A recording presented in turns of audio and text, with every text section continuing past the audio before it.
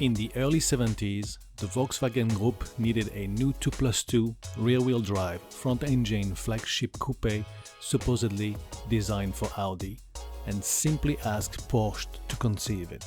But then new executives arrived at Volkswagen and the oil crisis finally buried the project.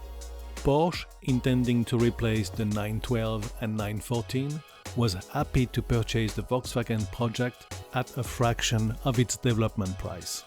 To close the deal, Porsche asked Volkswagen to produce the new coupe, making it economically viable with the extensive use of part spin from the Volkswagen Audi Group. The Porsche 924 was designed by Homologation and introduced in November 1975.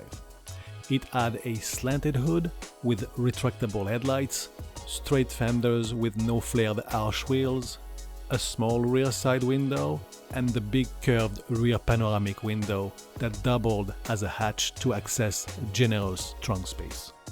The interior was very sporty with low seating, 3 main dials were sunken into a dashboard binnacle, and the center tunnel console was high enough to use as an armrest.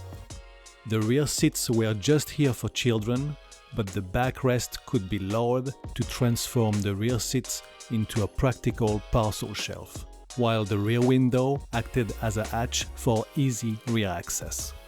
The engine was a straight 4-cylinder, 2-liter or 121 cubic inch coming from the Volkswagen Audi Group, but fed by injection, it gave 125 horsepower at 5,800 RPM in Europe. In April 1976, the 924 arrived in the USA with only 95 horsepower due to federal emission laws, a set of 5 miles per hour impact bumpers, and round reflective markers on all fenders. Mated to a well-balanced rear transaxle 4-speed gearbox, performance was sluggish at first, with 9.5 seconds to reach to 60 miles per hour from a standstill, and the top speed was 127 miles per hour or 204 km per hour, while the US version made 11.5 seconds to 60 miles per hour and 110 miles per hour or 177 km per hour in top speed. During 1977, the first right-hand drive 924 was delivered to English customers, and the federal 924s had their power increased to 110 horsepower. Also, a 3-speed automatic transmission was available, while a 5-speed manual was now standard from 1979. In spring 1978, the Porsche 924 Turbo, model code 931, was unveiled in Europe and a year later in the US.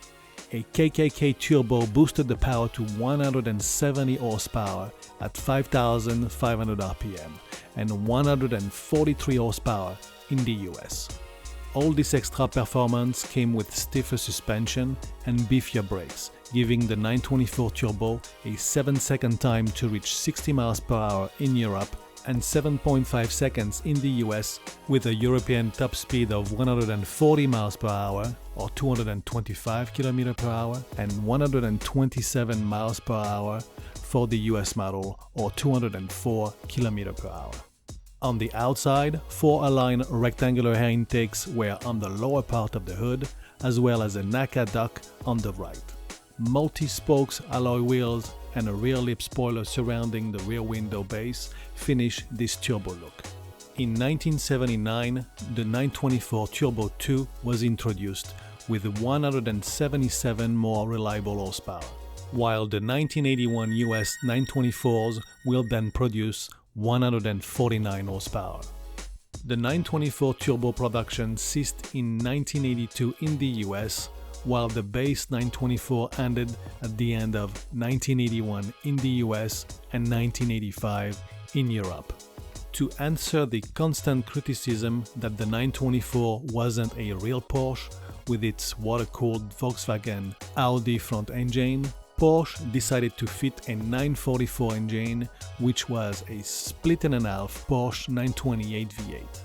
The result was a straight 4-cylinder of 2.5 liter or 151 cubic inch with a balanced shaft to reduce unwanted shake, which is prone on a large capacity 4-cylinder engine. The 924S was born in 1985, allowing Porsche to reintroduce the 924 as the 924S in the US market in June 1986 and in UK in September that same year. The Porsche 924S produced 150 horsepower at 5,800 RPM at first, then 160 horsepower at 5,900 RPM in 1988. For its last year, it gained a new customer base now willing to buy a real Porsche on the cheap.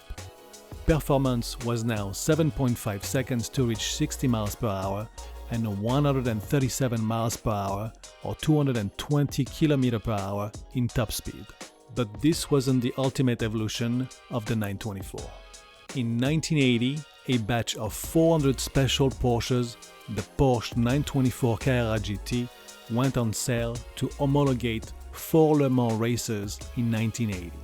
Those 924 Carrera GTs had the 911 turbo wheels fitted with a bigger front and rear spoiler, and a bigger air intake duct replacing the NACA unit. The Carrera nomenclature was written on the top of the left front fender. Talking about fenders, all were flared out to the maximum with plastic panel extension forming the rear fender flares. It can be said that the 924 Carrera GT's curves are the precursor to the 944's menacing and muscular lines.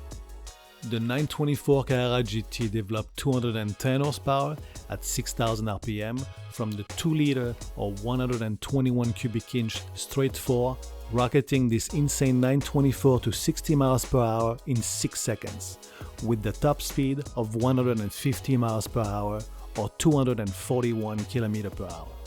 To homologate the 924 in the Group 4 class in 1981, Porsche produced an even smaller batch of 59 Carrera GTS, producing 245 horsepower at 6,250 RPM. A very rare bird indeed. Today, the 924 is still battling for its crest rights, even after re-injecting some money into the weak Stuttgart brand and thus allowing Porsche to continue its 911 program.